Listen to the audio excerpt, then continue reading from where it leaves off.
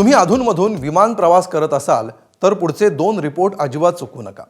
गेल्या आठवड्यामध्ये एअर इंडियाच्या थायलंडहून येणाऱ्या विमानाच्या सगळ्या प्रवासादरम्यान मोठा गोंधळ झाला। विमानाची उंची अचानक कमी झाली आणि त्यामुळे आलेल्या टर्ब्युलन्समध्ये अनेक प्रवासी जखमी झाले। या दुर्घटनेच्या कारणांचा छडा लावला जात असताना एक धक्कादायक प्रकार समोर आलाय। त्यामुळे प्रवाशांची चिंता वाढली असून सरकारी यंत्रणाही सावध झाल्यात। बघूया काय होतं या अपघाताचं कारण आमच्या या स्पेशल रिपोर्टमध्ये।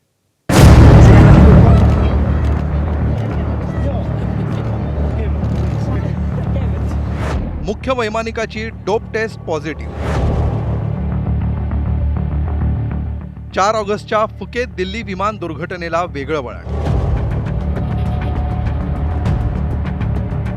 4 ऑगस्टला थायलंडच्या फुकेतहून दिल्लीला निघालेल्या एअर इंडियाच्या विमानाला अचानक हवेत हादरे बसले। काही सेकंदांमध्ये विमान 300 फूट खाली आलं। प्रवासी आणि क्रू मेंबर्समध्ये गोंधळ उडाला।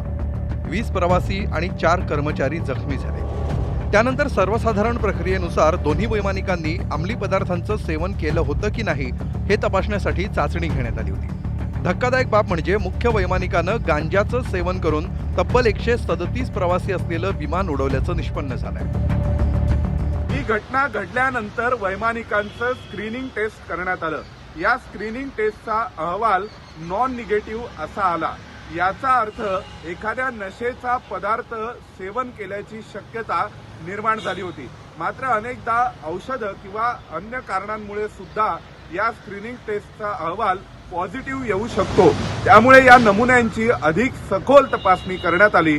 त्यामधून या वैमानिकांनी मॅरिज्युएना किंवा कॅनॅबिस म्हणजे गांजाचं सेवन केलं असल्याचं निष्पन्न झालं। इमीडिएटली जब ऐसा कोई केस होता है तो सबसे पहले जो भी गवर्निंग बॉडीज होती है जिसमें DGCA है और AAIB है, एयरक्राफ्ट एक्सीडेंट इन्वेस्टिगेशन बोर्ड है, उसके साथ इस केस में एयर इंडिया, ये तीनों मिलकर ये डिसाइड करेंगे कि अब इस पायलट के ऊपर क्या पेनल्टीज लगेंगी। लेकिन एज ऑफ नाउ इन्हें इमीडिएटली ग्राउंड कर दिया जाएगा और उसके बाद अगर ये फर्स्ट टाइम हुआ है तो जनरली रूल्स के हिसाब से फर्स्ट टाइम एक वार्निंग दी जाती है और उनको रिहैब सेंटर में भेजा जाता है और उसके बाद उनके मल्टीपल दोबारा टेस्टिंग्स होती हैं। बहुत लंबा प्रोसीजर है, तभी वो दोबारा फ्लाई कर पाएंगे। या प्रकारामुळे विमान प्रवासाच्या सुरक्षेवर प्रश्नचिन्ह निर्माण झालंय। मैंने रिपोर्ट देखी नहीं है, पढ़ी नहीं है, मैंने उसको संज्ञान में नहीं लिया। अगर आप जो कह रहे हैं वो सही है तो ये बड़ी गंभीर बात है और DGCA को इसको बहुत संवेदनशीलता से लेना चाहिए। वैमानिकानं गांजा सेवन केल्याचं समोर आल्यामुळे DGCAनं देखील ठोस उपाययोजना करायला सुरुवात केली आहे। साधारण वैमानिक किंवा कर्मचाऱ्यांची सतर्कता, विचार करण्याची क्षमता आणि प्रतिसादाच्या क्षमतेवर परिणाम करू शकतील अशा नशेच्या पदार्थांचा तपासणीत समावेश असतो। मारिजुआना, कॅनॅबिस म्हणजेच गांजा, कोकेन, एम्फेटामाइन, मेथाम्फेटामाइन आणि ओपिओइड्स सारखे मॉर्फिन, कोडीन आणि बेंजोडायजेपाइन सारखं निद्रानाश किंवा एन्झायटीवरील औषध, बार्बिट्युरेट, फेन्साइक्लिडिन, एक्स्टसी यासारख्या नशेच्या पदार्थांची चाचणी केली जाते। सूत्रांनी दिलेल्या माहितीनुसार 4 तारखेच्या घटनेनंतर ही चाचणी अधिक कडक होण्याची शक्यता आहे। या घटनेची केंद्र सरकारनंही गंभीर दखल घेतली आहे। मंगळवारी एअर इंडियाचे मावळते CEO कॅम्पबेल विल्सन यांना नागरी हवाई वाहतूक मंत्रालयानं भेटीला बोलवलं होतं। यावेळी DGCAचे अधिकारी आणि मंत्रालयाचे सचिव समीर कुमार सिन्हा उपस्थित होते। आतापर्यंत या प्रकरणात काय तपास झालाय याविषयीची माहिती त्यांच्याकडून घेण्यात आली। तसेच टाटा सन्सचे मावळते चेअरमन N चंद्रशेखरन, त्यांचे सल्लागार आणि नागरी हवाई वाहतूक मंत्रालयाचे माजी सचिव प्रदीप सिंग खरोला देखील यावेळी उपस्थित होते। तसेच एअर इंडियाचे सुरक्षा प्रमुख दीपक जोशी देखील या बैठकीला हजर होते। एकीकडे पायलटची डोप टेस्ट पॉझिटिव्ह आली असताना विमान अचानक 300 फूट खाली यायला तांत्रिक बिघाड जबाबदार होता का याचाही तपास केला जातोय। 12 जून 2025 रोजी अहमदाबादमध्ये एअर इंडियाच्या विमानाला झालेल्या भीषण अपघातात 260 जणांचा बळी गेला होता।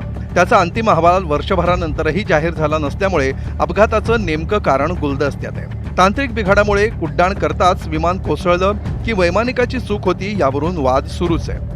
या वादाला फुकेत दिल्ली विमानाच्या वैमानिकानं गांजाचं सेवन केल्याचं निष्पन्न झाल्यामुळे हवा मिळण्याची शक्यता नाकारता येत नाही। ब्युरो रिपोर्ट, ABP माझा। तर एअर इंडियाच्या विमानाचा तपास प्रगतीपथावर असताना काल आणखी एक घटना घडली दिल्लीच्या इंदिरा गांधी आंतरराष्ट्रीय विमानतळावर. दिल्लीहून पुण्याकडे येणाऱ्या स्पाइस जेटच्या विमानामध्ये तांत्रिक बिघाड झाला. पण हा बिघाड इंजिनामध्ये नव्हता, तर विमानातलं वातावरण सामान्य ठेवणाऱ्या यंत्रणेत होता. त्यानंतर पुढे काय झालं तुम्ही स्वतःच बघा. अंदर कुछ ऑक्सीजन नहीं था, कुछ एसी शुरू नहीं था. ऐसी सिचुएशन आई कि हमारे पूरे कपड़े गीले हो गए. सब पैसेंजर का ऐसा ही हुआ था, पूरा फ्लाइट भरा हुआ था.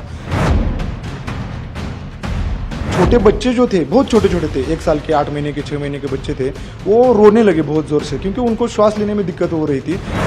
हे वर्णन आहे स्पाइस जेटच्या दिल्ली ते पुणे विमानात झालेल्या गॅस चेंबरचं. मंगळवारी स्पाइस जेटच्या SG-105 विमानात 9:45 ऐवजी 10:30 वाजता बोर्डिंग सुरू झालं. मात्र विमानात एसी सुरू नव्हता आणि त्यामुळे अनेक प्रवाशांचा श्वास कोंडला होता. लहान मुलं रडत होती, गरोदर महिला बेशुद्ध पडायच्या बाकी होत्या. नेमकं काय होतं याबाबत प्रवाशांमध्ये गोंधळ, संभ्रम आणि मुख्य म्हणजे भीतीचं वातावरण होतं. धक्कादायक बाब म्हणजे विमानाची भट्टी झाली असताना वैमानिकांनी धावपट्टीच्या दिशेने टॅक्सिंग सुरूही केलं होतं. वो क्रू मेंबर्स को पूछा कि हो क्या रहा है, हमें बताओ तो सही, कि क्योंकि सबको परेशानी हो रही है अभी. तो वो हमें ही चिल्लाने लगे कि चुप बैठो, आप ऐसा मिसबिहेव मत करो, ये हो गया. कुछ बहुत अग्रेसिवली हमें ही बात कर रहे थे वो. और फ्लाइट वैसे ही वो रनवे पे लेके गए. तो बाद में हमें बहुत टेंशन आया कि रनवे में फ्लाइट आया है, अभी तक ऑक्सीजन नहीं है, अंदर हवा नहीं है. तो हमने बोला कुछ तो करो, अभी बहुत पैनिक हुआ है और वो बेहोश हो रही है महिलाएं. प्रवाशांच्या विनंतीनंतर कर्मचाऱ्यांनी केलेला हा उपाय आजारापेक्षा भयंकर निघाला. उन्होंने ब्लोअर्स शुरू किए तो ब्लोअर्स में से गर्म हवा आने लगी. तो अंदर ऐसा गैस चैम्बर जैसा सिचुएशन हुआ था. बहुत पैनिक हो गए लोग. तो फिर सबको चिल्ला के बोला कि वो ब्लोअर्स बंद करो, गर्म हवा तो कम से कम बंद हो जाएगी. बाद में वो बंद किया और उनको ही मालूम पड़ा कि कुछ तो टेक्निकल इशू है. विमानातल्या कर्मचाऱ्यांची खात्री पटल्यानंतर 20 मिनिटांसाठी सर्व प्रवाशांना तिथेच रनवेवर उतरवण्यात आलं. मात्र काहीही झालं तरी हेच विमान पुण्याला पाठवण्याचा स्पाइस जेटच्या अधिकाऱ्यांचा हट्ट कायम होता. फिर हमने उनको रिक्वेस्ट की कि हम इस फ्लाइट में नहीं बैठेंगे, हमें दूसरी कोई फ्लाइट अरेंजमेंट कर दो या हमारी टिकट कैंसिल कर दो. तो वो हमें बाद में वो भी मैनेजर कोई स्पाइस जेट का आया था, वो भी हमें डोमिनेंस करके बोल रहा था कि हमारी ऐसी पॉलिसी नहीं है, ये नहीं हो सकता, आप कुछ भी डिमांड करोगे, हम 20 मिनट में यही फ्लाइट को जो दिक्कत आई है वो दुरुस्त करेंगे और इसी में आपको जाना पड़ेगा. त्यामुळे भडकलेल्या प्रवाशांनी रनवेवरच ठिया दिला. बंद करो स्पाइस जेट बंद करो अशी घोषणाबाजी सुरू झाली. या विमानातून जाण्याची भीती वाटतेय, त्यामुळे दुसरं विमान द्या अशी मागणी प्रवासी करत होते. जवळजवळ 2 तास धावपट्टीवरच हा ड्रामा सुरू होता.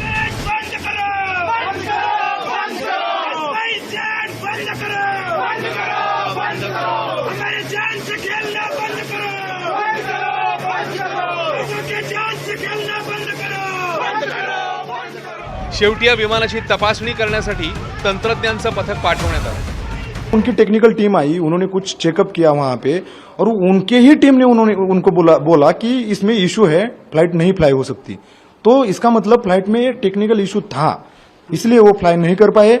और बाद में हमें अंदर लेके गए. ये 3-4 घंटे ड्रामा वहीं पे चल रहा था ग्राउंड पे, एयरपोर्ट पे. बाद में हमें अंदर लेके गए और सुबह 5 बजे हमें दूसरी फ्लाइट अरेंज करके दी. या प्रकारानंतर स्पाइस जेटने एक्स वरून झालेल्या प्रकाराबाबत दिलगिरी व्यक्त केली. ऐनवेळी आलेल्या तांत्रिक बिघाडामुळे ही परिस्थिती ओढवल्याचा दावा कंपनीच्या प्रवक्त्यांनी केलाय. पुण्यापुऱ्यात 2 तास 10 मिनिटांचा दिल्ली पुणे प्रवास. मात्र कोंडमारा, वादावादी, घोषणाबाजी, प्रतीक्षा असं हे 10 तासांचं नाट्य रंगलं. या घटनेची DGCA आणि हवाई वाहतूक मंत्रालयाने दखल घेऊन योग्य ती कारवाई करावी अशी प्रवाशांची अपेक्षा आहे. ब्युरो रिपोर्ट, ABP माझा.